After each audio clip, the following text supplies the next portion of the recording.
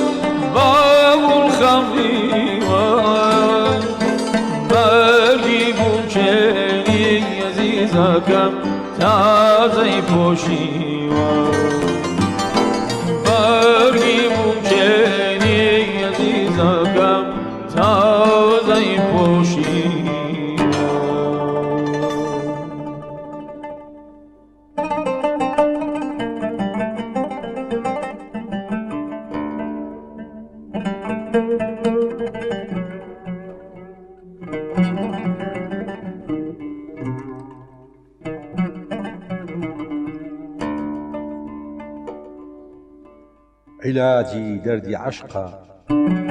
خونچەی لێوی شەکەرباری، گوڵ و شەکەر دەبارێنێ بە حەقەت نوتق و گوفتاری،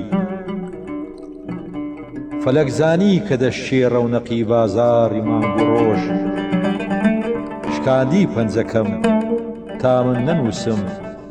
وەسفی ڕوخساری. بە غەمزەی نیمنیگاهی سەد دڵی بێچارە مەحبوسە، لە بابل خوێندوویە ئەفسوون دووچاوی بێچ و عەیاری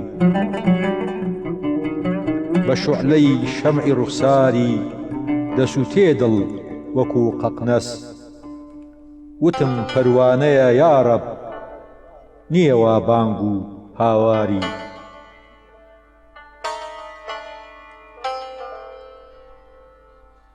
وەکو یوسف ئەگەرچی موشتەری وەستاوە سەف دەرسەف وەکو تاهیر نییە ئەمڕۆ بە گیان و دڵ خەریداری. ئازیزانم بینەرانی دیمەن تیڤ جارێک تریش هاتینەوە لای بەڕێستان بە خۆشحاڵیەوە بۆ پێشکەشکردنی بەرنامەیەکی دیکەی مۆمی بەرهەتاو. سڵاوی من تەڵعات تاهیر، سڵاوی ئامادەکاری بەرنامە کاکە عەبدوڵغەفار عەبدوڵڵا، سڵاوی ئازیزانم کاکە کاروانی نەی، کاکە ئەرکان، کاکە ڕەوەن. ئیتر خۆشحاڵم لەم بەرنامەیەدا باز لە کەسایەتێکی جوان و بەهرەمەند و بە توانای مێژووی خۆمان دەکەین، ئەویش شاعیری ناودار، شاعیری ناسرا و تایاربەگی جاف. تایاربەگ دیوانەکەی کۆکردنەوەی لەلایەن محەممەد ڕەشید ئەمینی پاوەیی، کاروان عوسمان خەیات ڕێبین، جوتیار نەریمان کۆکراوەتەوە. بەڕاستی کارێکی ئزگار باشیان کردووە. ئێمە کاتی خۆی بیرما لە هەشتاکان تینووی چاپی تازە و کتێبی تازەی شاعیرانی کلاسیکمان بووین. ئێمە لەو بوارەدا زۆر قەرزاری مامۆستا عەبدولکەریمی مودەڕسین بەڕەحمەت بێ یادی بەخێر کە لەم ڕۆژانە لەم مانگەیە یادی وەفاتی بوو. زۆر قەرزاری دکتۆر مارۆف خەزەدارین، زۆر قەرزاری جیوم و کوریانین، زۆر قەرزاری دکتۆر کەمال فوادین، زۆر قەرزاری مامۆستا عەلیاری سەجادین. ئەوانە پیاوی گەورەی ئێمە، حەسەن قەزڵجی، عەبدوڕەحمان زەبیحی، دکتۆر عیزەدی مستەفا ڕەسوڵ، هەموو ئەوانەی دەستیان هەبووە لە کۆکردنەوە و لە پەیداکردنی دەستنووسە کۆنەکانی شاعیرانی کلاسیکی ئێمە. یەکێک لەو شاعیرانەی کە جێگەی شانازی هەمومانە کە جووتەبرایەکەی هەڵەبجەن کوڕانی عادلە خانم تایاربەگی جاف و ئەحمەد موختار بەگی جاف. تایاربەگ بەڕاستی وەکو هەموو ئەو شاعیرە کلاسیکیەکان مەسلەی لەدایکبوون و مردنی جێی مشت و مڕە هەریەکە و قسەیەکی کردووە. ناحەقیش نەبوونا لە بەرەوەی ئەو کاتە با بڵێین نە جنسیە و نە نفوس و نە تۆمارکردن و وەکو ئێستا نەبووە. زۆر ناکۆکن لەسەر لەدایکبوونی تایاربەگی جاف. هەیە دەڵێ 43 ساڵ ژیاوە، هەیە دەڵێ 42 ساڵ ژیاوە، بەڵام ئەوەی بەم دواییە ساغکرایەوە ئەوەیە کە تایاربەگ لە 1970 لەدایک دەبێ و لە 1970 وەفات دەکا، واتە 40 ساڵ ژیاوە.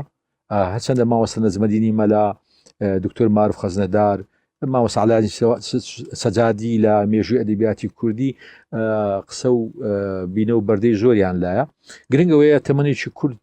بەداخەوە ژیاوە. تایاربەگ خەڵکی هەڵەبجە بووە، ماوەیە قایمقام بووە لە زەمەنی دەسەڵاتی عوسمانی،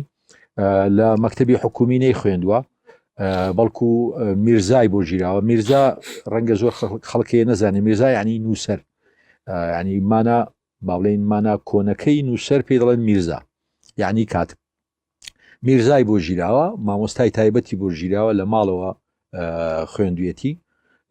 زمانزان بووە، فەڕەنسی زان بووە لەو کاتە، ئینگلیزی زان بووە، فارسی زان بووە، تورک زان بووە، شێوەزارەکانی گۆران و شێوەزارەکانی سۆرانی بە تەواوی زانیوە. شعری بە شێوەزاری لوڕی گوتووە، شعری بە فارسی و تورکی گوتووە، شعری بە عەرەبی گوتووە. چەدە شعر عەرەبیەکانی کەمێک فەوتاون. خۆشبەختانە لەو دیوانەی 3 شعریتیایە کە بە شێوەزاری لوڕی نووسیویەتی. زۆر لە ڕووی سیاسی و لە ڕووی تێگەیشتنەوە زۆر پێشکەوتوو بووە بە حکمی ئەوەی کوڕی خانەوادەیەکی گەورەی وەکو وەسمان پاشای جاف، کوڕی عادلە خانم کە یەکێکە لە ژنە نازدار و لە ژنە مەرد و لەو ژنانەی کە مێژووی دەبێ مێژووی فێمینیستی کوردی فێمینیزمی کوردی شانازی بە کەسایەتێکی وەکو عادلی خانم بکە کە تقریبەن شعون و کاروباری ئەم دەڤەرەی شارە زووری هەموو پێس پێدراوە و زۆر بە یەکسانی و بە عادیلانە فعلەن خۆی عادیلە بووە و هەروەها ئەوەی لەسەریش دەجێڕنەوە کە زۆر عادل بووە کە زۆر یەکسان خواز بووە و زۆربەی گیر و گرفتەکانی شوێنێکی پڕگیر و گرفتی ئەو سای وەکو شارە زۆر لە ڕێگای حکمت و لە ڕێگای کەسایەتی جوان و بەهێزی عادلە خانمەوە چارسەر کراوە. من تێکستێشتری دەخوێنینەوە دواتر لەگەڵ ئازیزم ئەوەی من هەمجارە حەسوودی پێدەبم کاکە کاروان گفتوگۆ و مناقەشەیەک دەکەین لەبارەی شعری گۆرانی لەبەرەوەی تاربەت زۆربەی شعرەکانی کراوەتە گۆرانی تێکستێش دەخوێنینەوە و دواتر دێمە لای جەناب.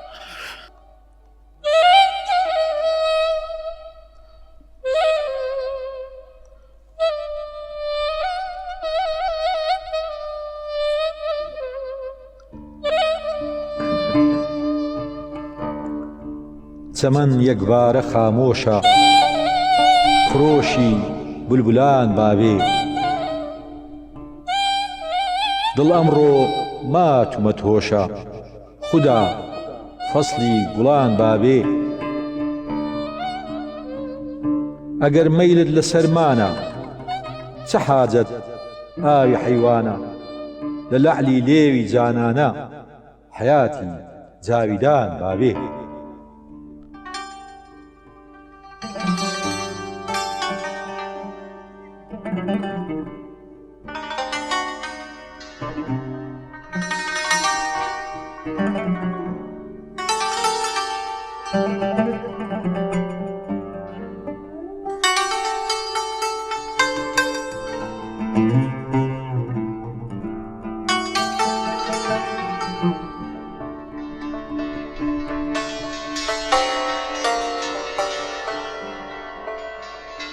نەماوە حاڵەت و ژینم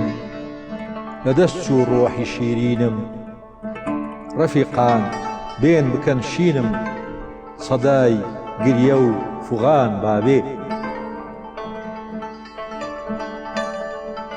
ئەسیری تاری جێسووتم هیلاکی چاوی جادووتم شەهیدی تیغی ئەبروتم دەسا عیسای زەمان بابێ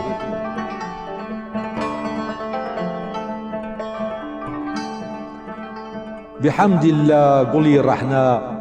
شکاندی ڕەونەقی لەیلا بڵێن مەزنونەکەی شەیدا ڕئیسی عاشقان بابێ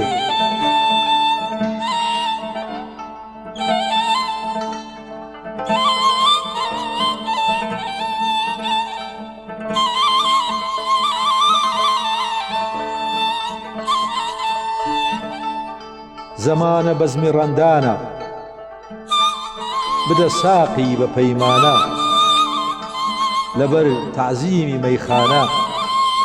بڵێن پیری مغان بابێ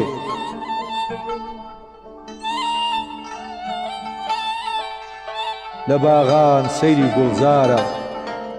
لە هەر لا عاشقی یارە خودا ئەو ئاه و ڕەفتارە وەکو سەرووی ڕەوان بابێ ئەلا ئەی عاشقی مەدهۆش وەکو تاهیر مەبە خامۆش لەبەر سۆزی دڵی پرزۆش خرۆشی موتریبان بابێ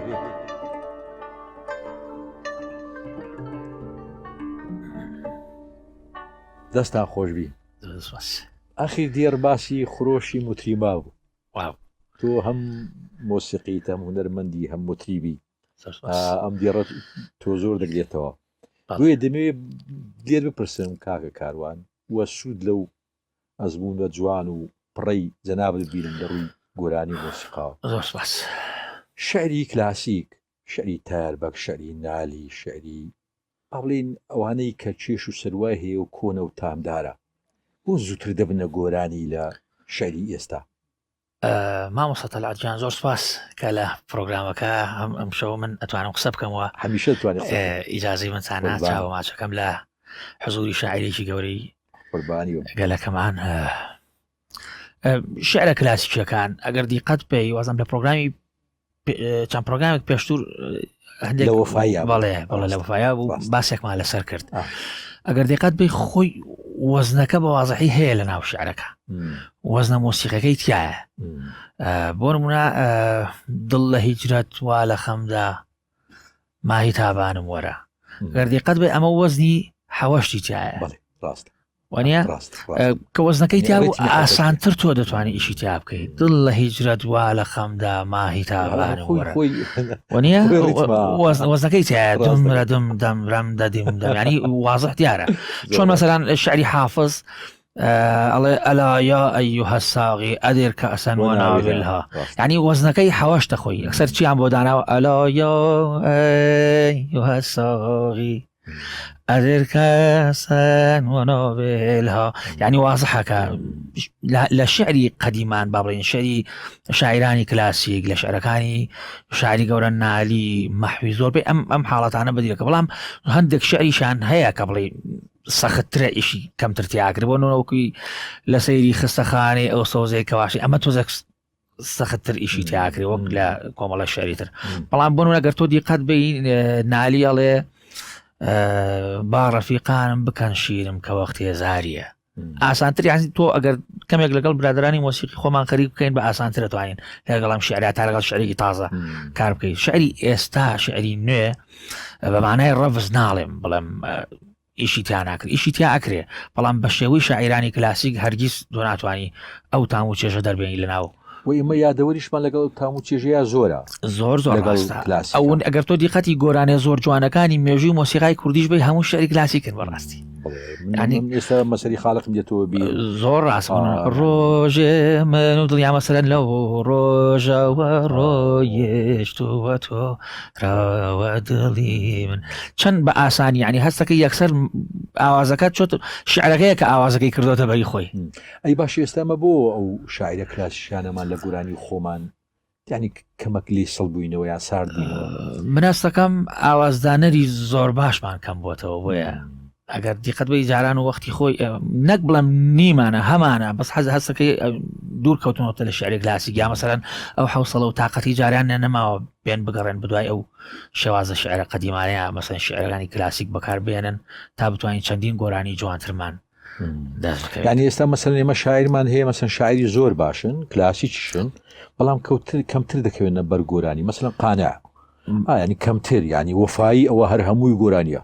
بەعچین وەفایی ئەگەر زیاتر دیقەت بین زمانەکەی قانع ڕەنگە سادەتر بێت لە ڕووی دەربڕینەوە لە وەفایی وەفایی قوڵتر ئەچێتە ناو بابەتەکانەوە ینی ئێستا لەسەر ئەو سادەی یەشتیش زۆر باش دوڕژاند لە ڕووی شعریەوە ینی ئێستا مەسەلەن ئەگەر بڕوانین مەسەلەن حاجی قادر کەمترین شعری کراوەتە گۆرانی زۆر ڕاست چکە هەمان سادەگۆیی قانعی هەیە هەستەکەی لەو بارودۆخ و معاناتی خۆی زیاتر ئەوەی کردووە ڕاستە زانی کێشەی قانع یان کێشەی حاجی قادری کۆیی لە ڕووی شعریەوە مشکلەکە چییە؟ مشکلەکە ئەویان شەڕێکی چینایەتی پێکردووە دژی دەرە بە گوزاڵمەوانە حاجی قادریش شەڕی چاکسازی و نوێگەری و ئیسلاح و ئەوانەی پێکردووە هەردووچیان مەسەلەن میهامە شعریەکان یان ئەرکە شعریەکەیان بەکارهێناوە بۆ شتی تر ئەمەیان قازانجێکمان لێ کردووە وە زیانێکیشمان لێ کەوتووە قازانجەکە ئەوەیە ئێمە یەکێکی وەکو حاجی قادری کۆیی دەبینین کە مەسەلەن ئیتحاد و تەرەقی دەبینی لە سەروبەندی دروستبوونی با بڵێن نوێگەری حزبی بەرامبەر بە دەسەڵاتی داتەپیوی سوڵتان عەبدولحەمیدی دووەمی ئەو کاتی عوسمانیەکان مەسەلەن دەبینین داوای سەحافە دەکات داوای سەقافە دەکات داوای هینەکە ئەومان دەستکەوت کە نوێگەریە کە ڕۆشنگەریە بەس لە هەمان کات دەزرێکمان کرد کەویش ئەو شەرانەمان دەست نەکەوت کە لە وەفاییە دەستمان کەوت زۆر ڕاست یعنی قانع بەو دژایەتی لەگەڵ زاڵمان و لەگەڵ دەرەبەگان و لەگەڵ زیاتر بەو سادەیە دووە بەو سادەیە دووە لەبەر ئەوەی جەماوەرێکی فەلاح بوو جوتیار بوو بۆ دژی دەرەوەگەکان تۆ ناکرێ بە زمانێکی ئالۆس کۆنڤەرزیشن و محادەسە و دیالۆگ لەگەڵ جوتیارەکانە بکەیت دەبێت ئاسان کەیەوە بە سادەگۆیی داوای مافەکانیان بکەن و لە هەمان کاتدا لەگەڵت لایەنگر بن دژی ئەو زوڵمەی کە قانعدێ ئەو شێوە دەربڕینەش زۆر ئاسانی ناچێتە بەری گۆرانی بەڕاستی یان تامی گۆرانێکی زۆر جوانی دروست نایەوەکو شعرێکی وەفایی یا مەسەلەن نالی یا ماوین ئەوە بۆیە من وتم لە شێوە سادەیەکە مە بەسم ئەوە نییە شعرەکانی مانادار نین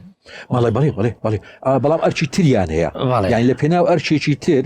کە ئەرچی ڕۆشنگەری لای حاجی قادر کە ئەرچی خزمەت گوزاری لای فایق بێکەس کە ئەرچی دژایەتی دەرەوەگەکانە لای قانع ئەرچێشی تری پێداوە وای کردووە لەم با بڵێن لەم سەنجیە شعریە بێتە سەر ئەو سادەگویی کە لای ئەوانەیە شاعرانی ئێستا و هەم ئاوازدانەرانی ئێستایان گۆرانی بێژەکانی ئێستا مەسەلەن نابینی دەرەقەتی ئەم زمانە پاراوە بێن دەرەقەتی ئەم ڕێتمە بێن یعنی هەم شاعرانی ئێستا کەمتر ئاوران لێ دەرێتەوە کە تۆ شەرحت کرد بۆ چیا بەڵام گۆرانی بێژەکانیش با ئەوشمان لەبیر نەچی مەسەلەن تووشی یعنی ناوێت خۆ لە قەرێ ئەم شاعرانە بدەن شعری کلاسیک یعنی چیە دەڵێت دەرەقەتی وەفایی نادرێتی ناگا مامۆستا تەلعات پێش هەموو شتێک بەڕێی من بە بۆچوونی من ئەبێ گۆرانی بێژ بەتایبەت گۆرانی بێژی ئەو سەردەما ئەگەر بتەوێ شعرێکی وەفایی بڵێ یا شعرێکی مەحوی یان نالی یان سالم هەر شاعرێک لە شاعرانی کورد شاعرانی قەدیم ئەبێ گۆرانی بێژەکە پێش هەر شتێ ڕۆشنبیریەکی تەواوی لە زمانی زۆر هەم کوردی وە ڕۆشنبیرێکی باشی لە بواری شعر هەبێەوە لە بواری مۆسیقا گۆرانی بەڕاستی و لە مۆسیقا عەرەبی بزانێ خۆی دەوڵەمەند کردوێ لە ناو مۆسیقای کوردی و شارەزایی لەسەر کەلیمات لەسەر وشە ئەو جاتوانێ لە ناری و مەحوی و سالم و ئەوە تێبگا بەڕاستی و بەداخەوە ئەمڕۆ ئێمە زۆر کەممان لەو گۆرانی بێژانەیە کە باسیەکەم من بە تەحەداوە ئێڵێم کەمترین گۆرانی بێژمانەیە کە بوێرن یا بتوانن خۆیان لە شعری ناری و مەحوی بدەن چونکە لە ئەسلی بابەتەکە تێناگا ئەگەر وتبێتیشی ئەبینی ڕەنگە لە جێگەیەک لە وشەیەک هەڵی کردوێت چونکە بەڕاستی شعری مەحووناری ئەوە نیە ئینسان یەک وشە هەڵە بڵێ زۆرمان هەیە حەز ناکەم ناو بێن ناوان وەکو ئاڵتون بە میزان شویانە وەکو شاعرانی نوێش وەکو شعری نوێ ئەگەر دیقەت بی هەمیشە مشکلی وەزنمان هەیە لە شعردا من زۆر شعرم باتەوە کە بیکەم ئاوازی بۆ دابنێم یا بیکەم بە گۆرانی سەرەکەی لە کۆپلەیەک چوارچوارە لە کۆپلەیەک 12 بڕگەیە لە لەنجی بەڵێ بە ئەچی چونکە ئێمە هەستەکەم هەر وشە بە دوای یەکجود ئەەکەن لە یەک بگرێتەوە بەڵام لە ناوەڕاست سێرەکەی لەنگە لە وەزنەکەدا خۆی سەیرکە مامۆستا من پێم وایە هێمن موکریانی یادی بەخێر بە ڕەحمەت بێ قسەی چیە دەڵێگە دوو کورد پیاسە بکەن سیان شاعرە یعنی ئەگە دوان بڕۆن سیانیان شاعرە یعنی هێشتان شاعرێکیان یعنی بەقەت سێ کە شاعر دەنووسن فەرقی بینی کلاسیک و فەرقی بینی ئێستا فەرقی زەڕنگر و ئەوەیە کە لم و چەوە فرۆشەی یەکێک لم و چەو فرێشێ زۆر پێمی هەم نیە خاکە ناسێک زیاد گونیەک زیاد کەمتر زۆر مشکلێن ینی چەند بەرد ڕۆشتووە بەڵام ئەمان بەڕاستی لە لای ئەوان مەسلەی وشە مەسلەی پیت مەسلەی دەربڕین مەسلەی وێک چواندن مەسلەی دراوسێتی بینی وشە وشە ڕستە و ڕستە وێنە و وێنە ینی مەسلەی ئاڵتون بۆ لایەن ینی بە غرام دایان ناوە خۆشیان باسەکەن ینی ئەمە غەواسی دەوێت ینی گوتویان ئەمە بەحرین و غەواسی دەوێت ینی غەواز ناکە ئەوێ مەلە بزانێ و بۆ قەمەلە بکە دەبێت بچێتە قوڵاییەوە غەواز یعنی یەغوس و بە عەرەبی یعنی دەچێتە قوڵایی بە تایبەت لە ناو شاعرانی فارس یان وەسەتی مۆسیقی فارس زۆر ئاگاییان لە بابەتی گۆرانی و مۆسیقا و شعر هەیە بە تایبەت لەسەر شعر زۆر هەڵوێستاگانی کەمترین کات ببینی لە شعرێک پێ دەچێت پەروەردەی حافز و سعدی و ئەچید وایە لە مناڵیەوە فێرکراون من شەوێک لە ماڵی مامۆستای گەورە ئەکبەری گۆڵپایگانی بوو وەڵپایگانیەکێکە لە گەورەترین گۆرانی بێژەکانی مێژوو مۆسیقای ئێران بەڕاستی. باسی شعرێکی ئەکرد کە هەڵە نەبم پێم وا بێ شعری حافظ، ینی ئەکید نیم دقیق شعرەکەی کام حافظ بوو یا سعدی بوو، باسی ئەوە کە کەلیمەی تاڵێ شەهریاران بود و شەهریارانە چ شد شتێکی ئاوا هەیە. ئەیوو ئوستا شەجەریان کە ئەم شعرەی وتووە خۆی شعرەکە باسی شەهری یارانەکە نەک شەهریاران. شەهریاران بەسیەوەی خەڵکی شاریارن، بەس شەهریارانی عین شاری یاران. ئەیوو بە سورعەتێک دەری بڕیوە ئەم جملەیە وەکو ڕەخنەیەک لە ئوستازە گەورەی ئەگرت. ینی مەبەسی ئاگایی و لەسەر شعر کاتێک تۆ دەرێ بڕێ بێ ئایا ئەم شعرە بەجەمع باسی کوێەکەیان باسی شارێکیان باسی شاری یارانەکە. بەمەسەکەم ئەوەیە زۆر ئاگایان لەسەر دەربڕینی شعر هەیە و لەبەرەوە کەمترین کاتیش تۆی بینی شعرێک بە هەڵە بڕوات یا بەسەریان تێ. ئوستاز زۆر گلەی لە گۆرانی بێژان دەکرێت بۆی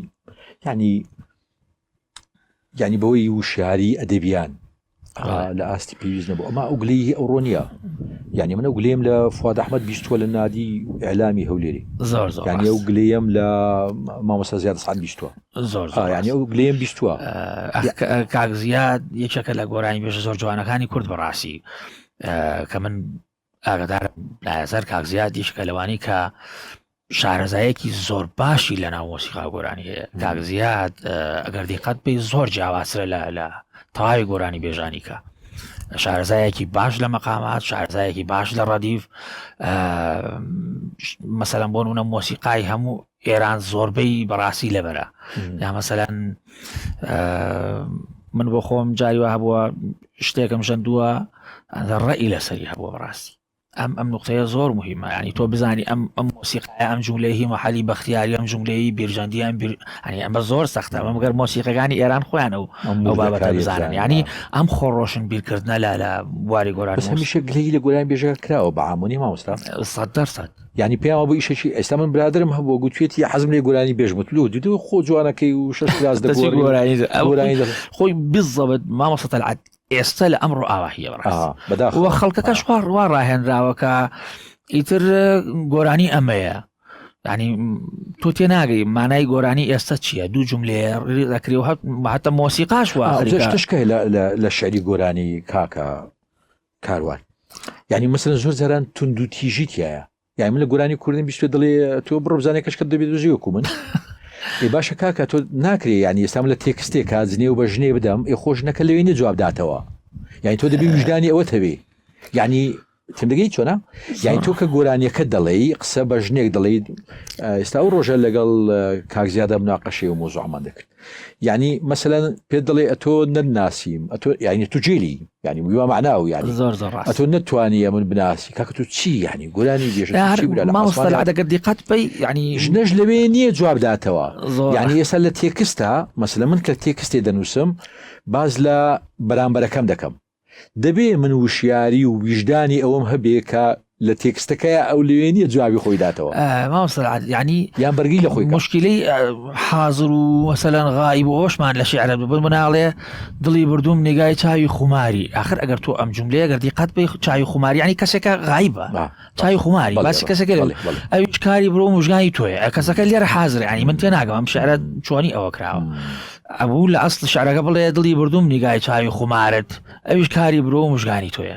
وازانی ئەم شتانش بە هەڵە بەسەر گۆرانی بێ ڕەنگە شعرەکە لە ئەسڵ خۆی ئاوا بێ بەغەڵەت بەسەر گۆرانی بێشتێ بەڕێ زۆر شعری ئاوامان هەیە یان زۆر گۆرانی بێژمانەیە خۆی ینی لە ئەستی مانای گۆرانەکە تێنەگەشتۆ بەڵام ئەشیڵێ و بڵاویش ئەکرێتەوە کلیپیشی وەکرێ و مامۆس لە ڕووی مۆسیقاون پرسیارێکی شخصیم هەیە بۆتە مەراق. مەقامی کورد ئەگەر مەقامی کوردانە بۆچی ئێمە کەمترین گۆرانیمان لەسەر مەقامی کورد هەیە؟ یعنی من ماوەسەر ڕەوەند بۆی باس کرد وت ماوەسەر ڕەوەند گوتی زۆر بەمان بەیاتە بەیات هینە گشتەکەیە. هەستەکەم ئێمە ئەوەی هەستەکەم بەیات مەساف و مەجای دەوڵەمەندریتی ڕاستە کوردیش هەروایە بەڵام کەمتر بەرگوێ کەوتووە ینی کەمتر زیرەکان ناتوانانی کاری تیا بکەیت. ینی کەمترین گۆرانی بێژی کورد هەیە کە لەو سکێڵە ئیشی کردبێ. سکێڵەکە قورسیان چی؟ من هەست ناکەم قورس بەسەن زۆر سادە و سانە و جوان و زۆر ئەوەیە بەڕاستی مەقامی کورد. ینی حەزەکەم کاکە ئەرکان ئەگەر حاضر یەک نمونەیەکی لەسەر وەربگرین.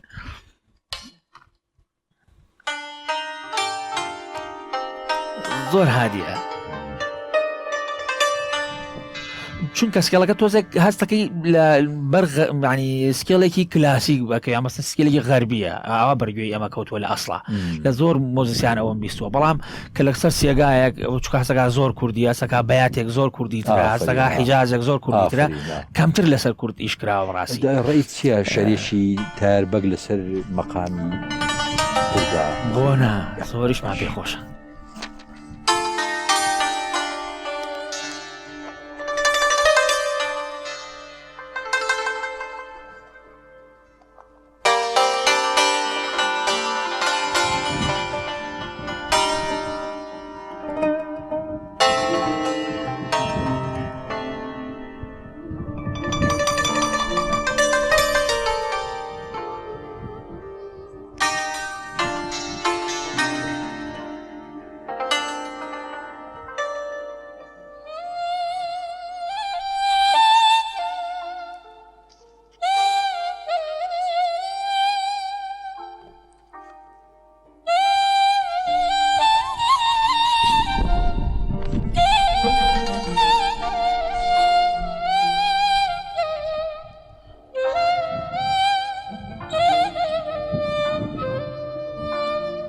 دڵ نەخۆشی دەردی هیزرا زانی زانانم وەرە لەتە جەرگ و هەناوم ماهی تابانم وەرە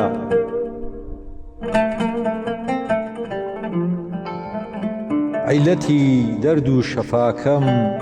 وا بە لێوی شەکەرت مایەی ژین و حەیاتم دەرد و دەرمانم وەرە گەردەزانی چەند پەشێوە حاڵەکەم بۆ دیتنت سەد ئەوەندەی زولفەکانت دڵ پەرێشانم وەرە سەد حەکیم هات و عیلازی ئەم برینانەی نەکرد تۆ عیلازی زەخمەکەم کە زوو بە لوقمانم وەرە ڕۆژی جەژنە چاوەکانم مەوسمی ئازادیە بۆ بەڵاگەردانی باڵات خۆچی قوربانم وەرە دڵبەرەی قەد عەرعەرەی بێڕەحمەکەی بەدبەختەکەم دڵ ڕفێنەی شۆخەکەی بێعەهد و پەیمانم وەرە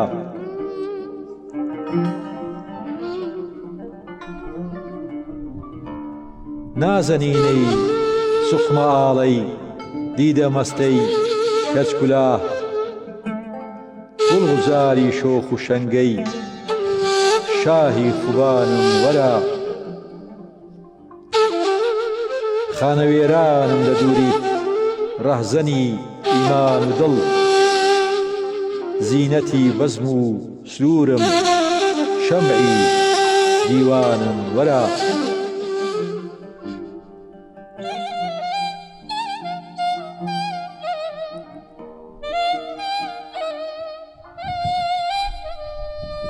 چونکە سایە چەتری زولفت دوور لە فەرقی فەرقما سینە پڕخوێن و زوخاوم دڵ پەرێشانم وەرە دوور لە باڵاینەوە نەمامت زامی جەرگم تازەیە وەک عەرەب سەد جار دەخیلم زوو بە دەرمانم وەرە لوتف و قەهری تۆ لە لای من هەر وەکو یەک شادیە کەعبە کەس نابێ لەبەر تعنەی ڕەقیبانم وەرە کەس نییە سابت قەدەم وەک من لە داوی عەشقی تۆ بۆ سوپاهی غەمزەکانت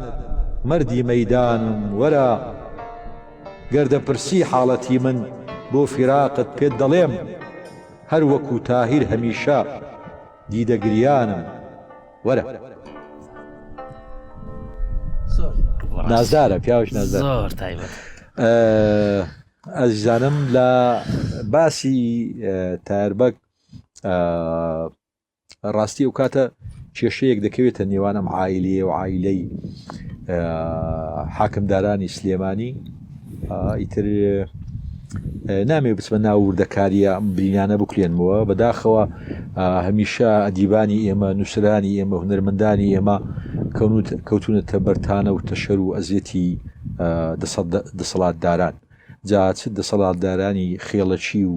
ئاینی ئەو کات بێ چ دەسەڵاتدارە بۆیم باخ و خاوەن دەسەڵاتەکانی ئێستا بێ ئەحمەد موختار بەجی جاف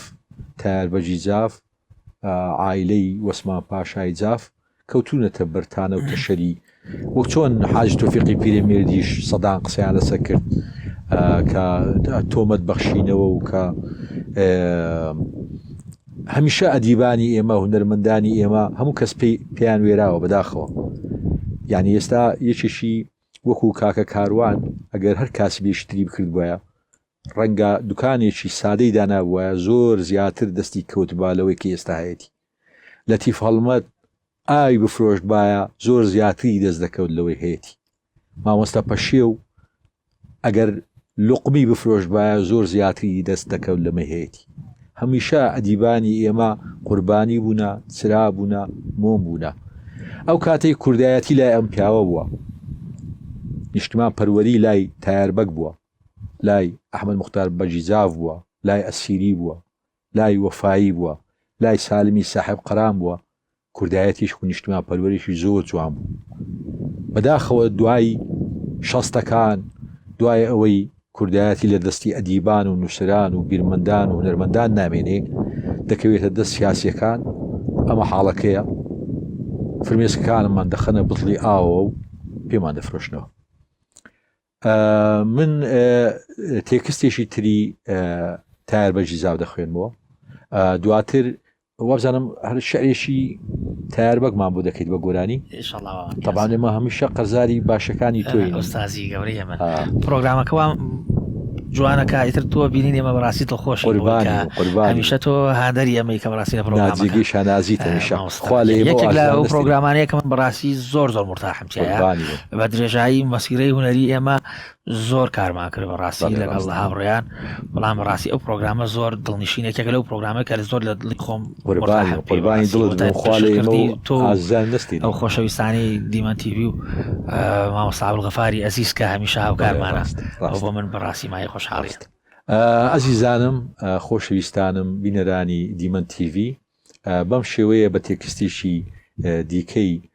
شاعری نازدار شاعری ڕچەشچێن شاعری زمانزان و کوردیزان و بەتوانە تایار بەجی جاف هەروەها بە گۆرانێکی ئازیزم هونەرمەند کاکە کاروانی نەی کۆتایی بم بەرنامە و بەم ماڵقەیەش دێنین سوپاس بۆ میهرەبانیتان ڕێز و سڵاوی خۆم و ژەنیاران و پێشکەش ئامادەکاری بەرنامەکە کاکە عەبدولغەفار عەبدوڵڵا بفەرمونون تا بە یەگەیشتنەوەیشتر تاڵقەیەشی دیکەی بەرنامەی مۆمی بەرهەتاو خواتان لەگەڵ هەرشاد و سەرفراز و سەلامەت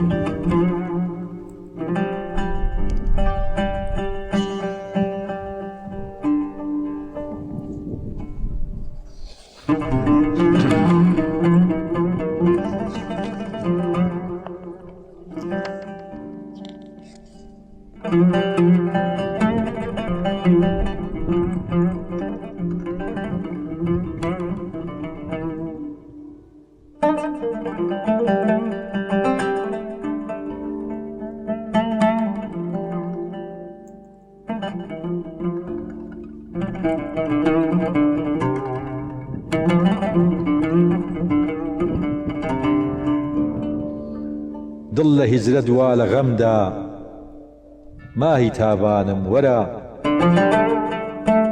زەخمە جەرگم بۆ فیراقت زوو بە لوقمانم وەرە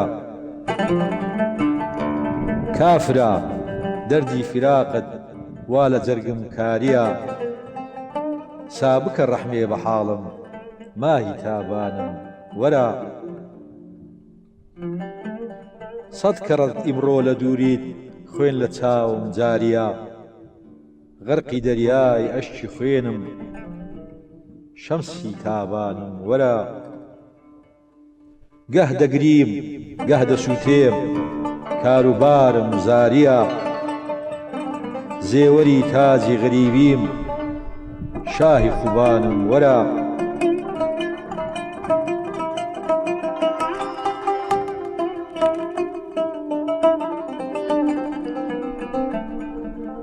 سینە ناڵان هەر وەک بولبول لە دووری گوڵشەنت سا بە لوتفێ بمدوێنە جانی جانانم وەرە بەس جەفا بدوێنە قوربان زوڵمی ناحەق چانیە کافری ڕەحمی بە سەیدا دین و ئیمانم وەرە سوورەتی باڵات بەدایم نەقشی قەڵبی زارمە هەر وەکو مەزنون لە عەشقت دیدە گریانم وەرە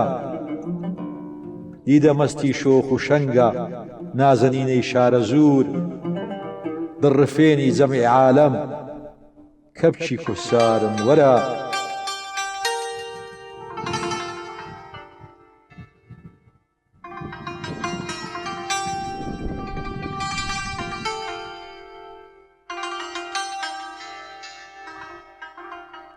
دڵ لە دووریت پڕ لە خوێنە شەمعی دیوانی ئەمن هەر وەکو تاهیر هەمیشە سینە بریانم وەرە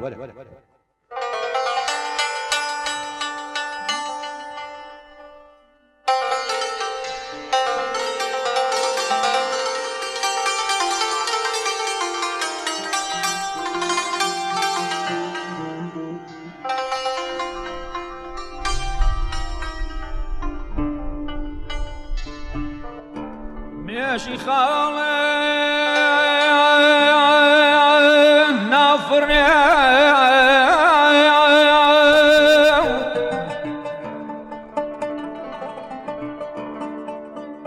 ماشي خاڵێ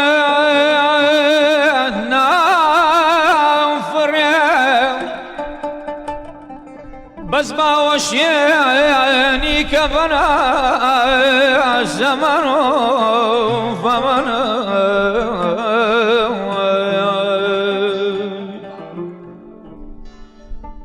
چونکە پابەندە بە شەهدی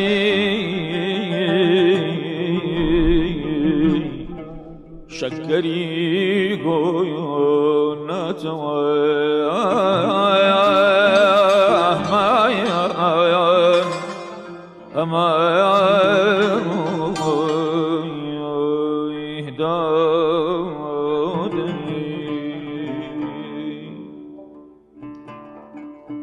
دڵە هیجرەت وەلا غەمدا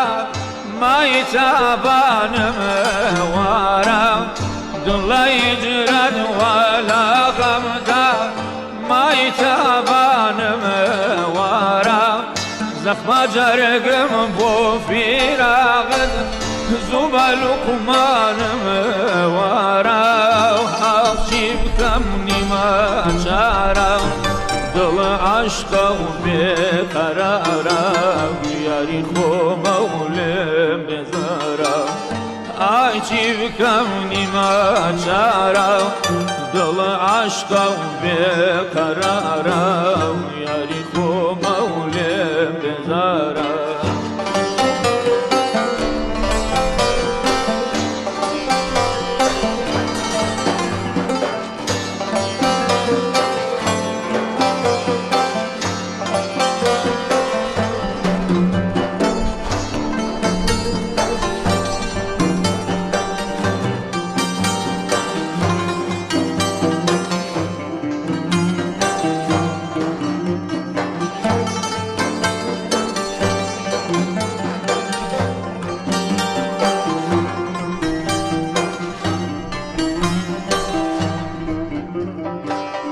صد حكيمات وعلاجي أمرينا نيناكر صد حكيمات وعلاجي أمرينا نيناكر وعلاجي زخمة كم كان درد درمان موارا وعلاجي زخمة كم كان درد درمانم وارا ئای چی بکەم نیمە چارە دڵ عەشقە و بێقەرارە یاری خۆمە و لێم بێزارە ئای چی بکەم نیمە چارە دڵ عەشقە و قرارم یاری خو مولم بزن بە ناردنەوەی ئەو گۆرانەی یەکەمین جار من ناردبووم بەجێی هێشتم وەک ئەو کۆترەی بیگرن و بە هەمان ئەو پوشانەی کۆی کردبوونەوە بۆ هێلانە بیبژێنم.